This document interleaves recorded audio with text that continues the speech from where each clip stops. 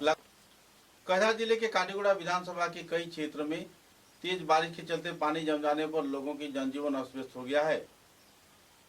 काटीगुड़ा क्षेत्र के बिहाड़ा, चंद्रनाथपुर तथा आसपास के कई गांव में पानी भर गया है, जिसके चलते आम जनता बुरी तरह प्रभावित है। घर में पानी घुस जाने से बाढ़ की स्थिति उभर कर आई हुई है। तेज बारिश के चलते कई क्षेत्रों में जल निष्कासन व्यवस्था सही तौर पर न रहने पर लोग परेशानी के कगार पर जी रहे हैं और बारिश की पानी उनके घर में समा रही है। इधर कई क्षेत्र में घाघरा नदी के पानी भी बहकर घुस रही है और आम जनजीवन अस्त व्यस्त हो रहा है।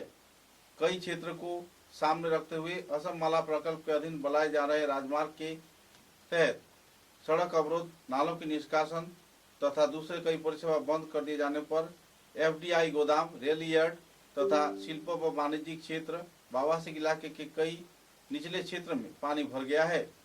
प्राकृतिक जल संपद विभाग की ओर से जल्द इस संदर्भ में कार्रवाई किए जाने का मांग भी रखा गया है और आम जनता का मांग है कि जल्द से जल्द कृषि जमीन के साथ साथ जल निष्कासन परिसेवा से जुड़े नालों की निष्कासन व्यवस्था संस्कार के जरिए जल्द से जल्द की जाए और इस समस्या से उन्हें निजात मिले। बहरहाल परेशानी के कगार में काटीगुड़ा क्षेत्र के लोग बाढ़ की स्थिति से उभर रहे हैं।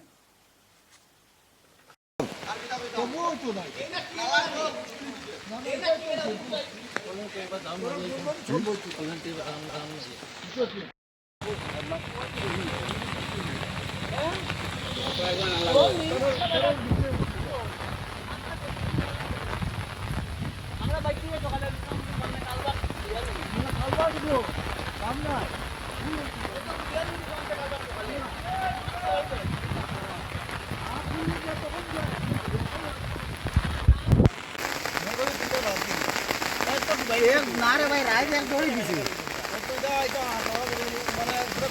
ওজন না পুরা হবে দিন দিনে বলতে শুনতে পাচ্ছি না দিনে ওই যাই চিন্তা কি হবে এটা বড় আমি ভিতরে মধ্যে আপনি না রায় এক जोड़ी দিতে তো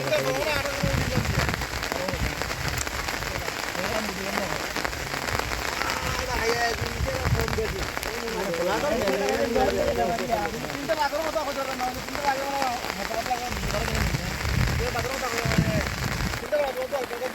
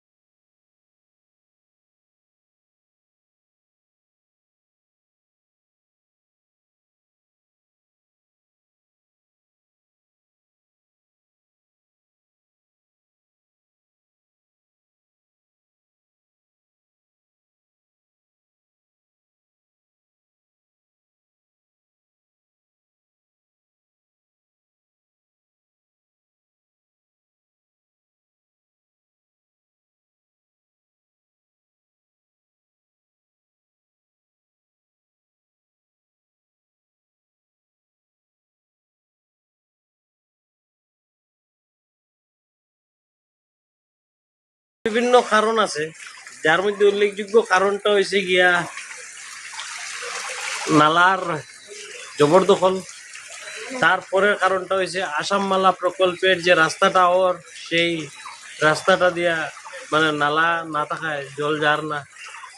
তৃতীয় কারণটা হয়েছে এফসিআই, সবেও তার জায়গা বরিয়া তারা ব্যবসা করে কিছু করে, কিন্তু সাধারণ মানুষের যে সমস্যাটা এটা নিয়ে কোনো ধরনের হেলদুল নাই।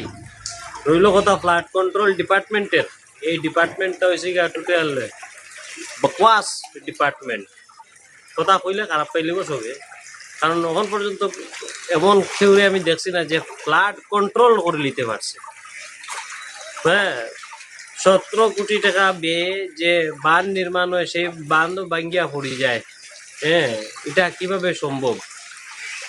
বিভিন্ন কারণ আছে, আর সরাসরি যদি করে দোষারোপ করতে লাগে তো এটা আমরা নিজেও দায়ী, কারণ আমরা আমরা সমস্যার সমাধানের লেগে অজ্ঞাই আই না, যখনও সমস্যা করি তখনও কেউ না করে দোষারোপ করি। কিন্তু আজকের যে পরিস্থিতিতে আমরা মুখোমুখি হয়েছি, যে বিহারাতে একটা সময় ফ্লাড হইলে পরে মানুষের এই আশ্রয় নিত, আজকে সেই আশ্রয়স্থলটাও নিজে বন্যার জলে প্লাবিত।